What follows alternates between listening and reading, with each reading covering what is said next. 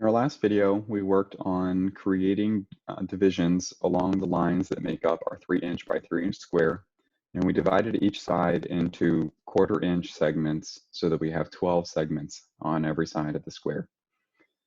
We also set up our layers so that we have a squares layer, a points layer, and a subdivisions layer using the black, red, and green layers of our layers window on the right side of the Rhino interface. I'll go ahead and toggle my current layer to become my subdivisions green layer just by clicking the check mark in that corresponding layers column. And so now when I go ahead and draw anything, it'll show up as green within my within the context of my model space. In order to subdivide any of my points that I've created along my square, I'll go ahead and type in line so that I'm creating lines.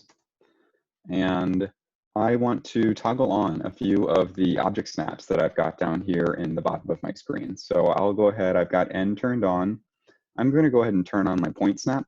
So the points that we created in our last video, they're a very specific type of object reference, and so they have their own corresponding snap. I no longer need my midpoint snap since I've got my points, but I guess I could leave it on just in case if I want to know which one's in the middle. And I'm also going to turn on my intersection object snap. It's INT. That'll follow after my center snap. So these can all be useful ways of creating lines that will subdivide my geometry.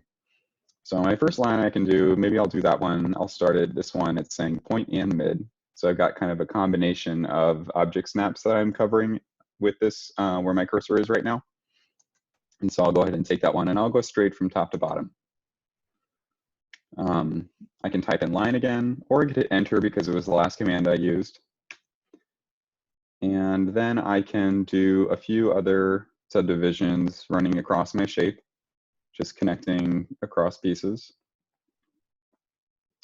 And I could also now, because I've turned on my INT snap, I can type in line again, and I can bring that to the intersection among lines that I've already created. And I can click and place on those and then drag out to any number of one of my other points.